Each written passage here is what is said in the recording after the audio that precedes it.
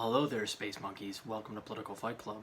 So, this episode is about how evidence came out this week that further destroys the talking point that Republicans like to use, and even centrist Democrats, that saving the planet and transitioning off of oil and fossil fuels is a job killer. So, I'm going to read to you here from Common Dreams, and we already know this, guys. I've talked about it numerous times on the show. The Green New Deal is an economic boon.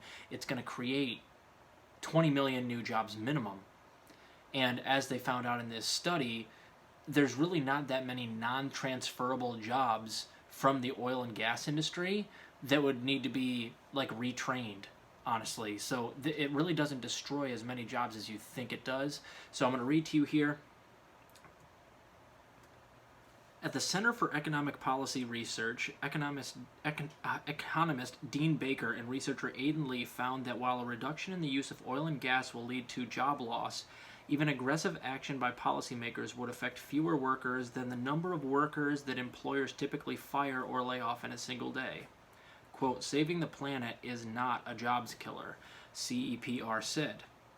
The researchers took stock of how many workers are employed in the drilling, processing, and distribution of oil and gas, finding that about 1,027,000 people were employed in all 9 sectors associated with the fossil fuel energy production, about 0.7% of the total payroll employment in 2019. Of those employees, about 655,000 people use skills for their jobs that are considered non-transferable, particularly if they work in construction and extraction. Quote, even in this category, there are occupations such as welders and electricians, which involve skills that can likely be transferred easily into other industries, the study states. If the U.S. government were to largely eliminate the use of fossil fuels over a 20-year period, a more aggressive climate action path than the one the U.S. is currently on, an average of about 53,000 jobs would be lost annually during that time period, and only about 32,700 of those jobs would use non-transferable skills, necessitating education and training to prepare workers for new professions. Now, remember, the Green New Deal invests a lot of money into paying for the education for a lot of these people to be retrained. But that number, 32,700, that's all that they calculated would really need to even undertake some sort of new training program. So, and it's going to lose, they say, somewhere about 650,000 jobs over a 10 to 20 year period, which it's going to take to transition onto these renewables or green energy anyways.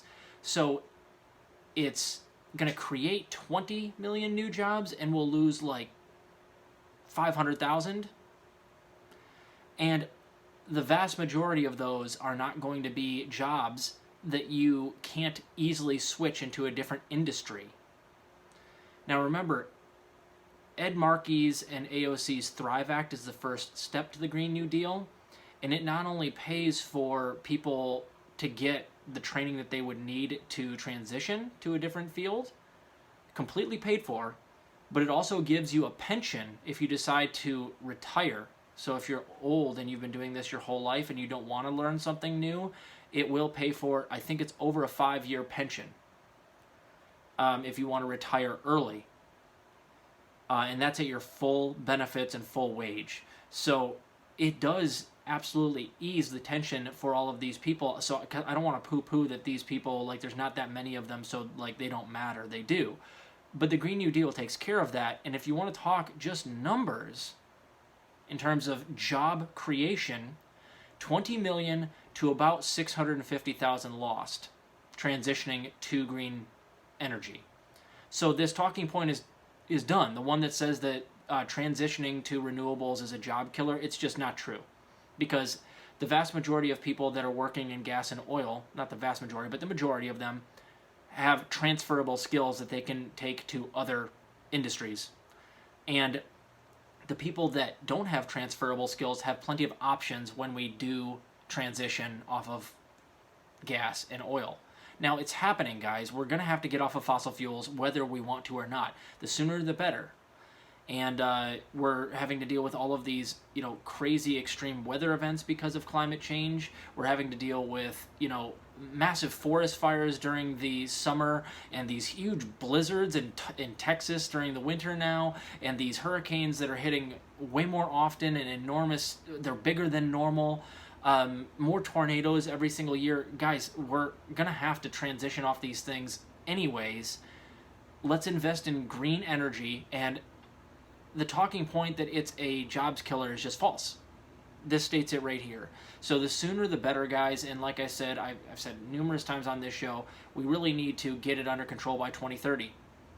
That's when the scientists have said that if we don't have our carbon emissions cut down, we're going to enter a vicious cycle where the temperature is too high over pre-industrial levels, and we won't be able to get the temperatures down again. It's a runaway freight train at that point, and we're really screwed when that happens if we don't get this under control. So we don't have near enough time, and we have the wrong person running this country to get this done. Joe Biden doesn't want anything to do with the Green New Deal, nor Ed Markey's Thrive Act, and he's in there another 3 years. By the time we have another chance at getting somebody in there that gives a damn about taking care of the planet and saving millions of people's lives in the future, we're only going to have something like 6 years. So, I don't know. Or, excuse me, 6 years, because, 2024. So I don't know what we're going to do. I honestly don't. I wish that Joe Biden had some semblance of FDR or some semblance of Bernie Sanders on this, where he could at least do a quarter measure, but they're not even doing that. I mean, really the minimum he could do is just do the Thrive Act, but they're not listening to AOC and Ed Markey. And Ed Markey and AOC aren't doing anything to drive it home either. So they're equally culpable. They don't really give a damn about it either. So that's the state of things, but the evidence is still mounting that a lot of these talking points are bogus, and we're on the right track in terms of changing the rhetoric. The best we can do is just scream to the rooftops every time something like this comes out. So keep fighting the good fight out there, guys. I'll talk to you later.